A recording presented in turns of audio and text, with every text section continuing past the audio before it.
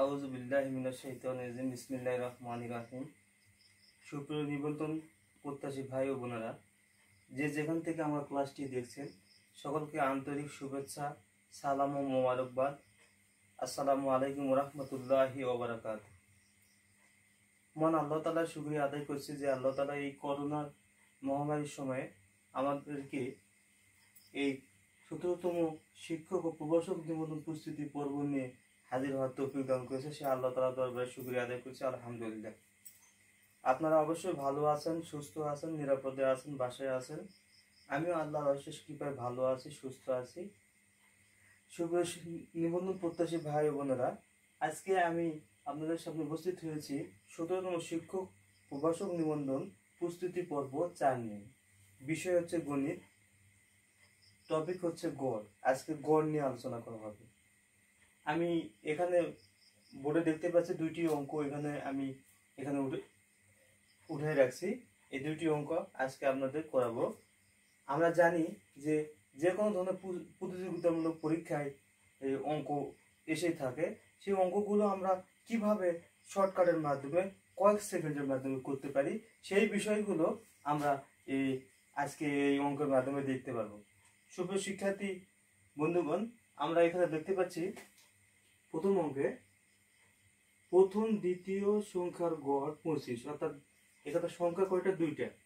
দুইটি সংখ্যার গড় কত? 25। অর্থাৎ দুইটি সংখ্যার সমষ্টি কত? 50।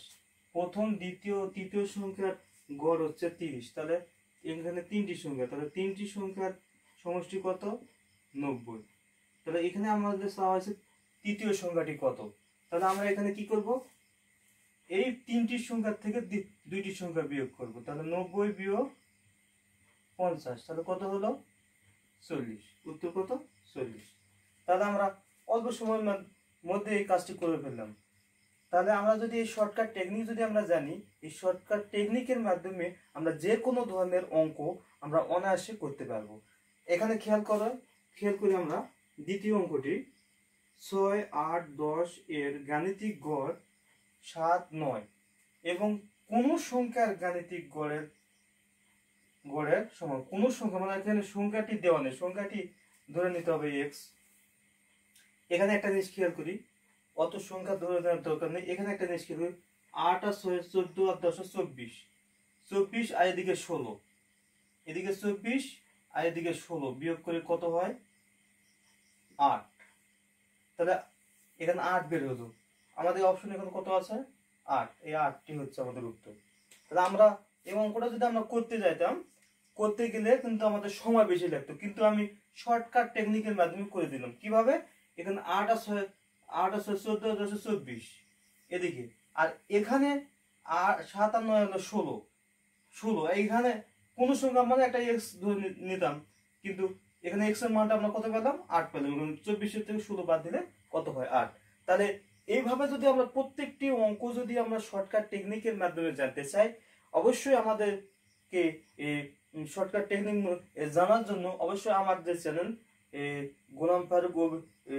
গোলাম ফারুক অফিসিয়াল ব্লগ, এই ব্লগে আপনারা অবশ্যই ব্লগকে সাবস্ক্রাইব করবেন এবং এই পাশে থাকা বেল আইকনটি অন করে দিবেন, যাতে করে আমার পরবর্তী ভিডিওগুলো পাইতে আপনাদের সুবিধা হয়।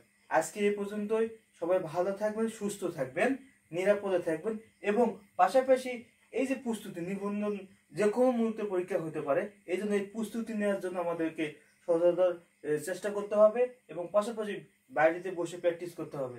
সুপ্রিয় নিবন্ধন শিক্ষার্থী ভাই ও বোনেরা, আপনারা ভালোভাবে বাড়িতে প্র্যাকটিস করবেন এই অঙ্কগুলো। এই ধরনের অঙ্ক আরো কিছু অঙ্ক আছে, এই ধরনের অঙ্ক আমরা পরবর্তীতে আরো কিছু জানবো, আরো ক্লাস করব। তো আজকে এই পর্যন্ত। আপনারা এই অঙ্কগুলো ভালো করে প্র্যাকটিস করবেন। এগুলো সমন্বয় করে আরো যদি কিছু অঙ্ক থাকে আপনারা প্র্যাকটিস করবেন। সেই পর্যন্ত ভালো থাকবেন, সুস্থ থাকবেন। সকলকে ধন্যবাদ। আসসালামু আলাইকুম।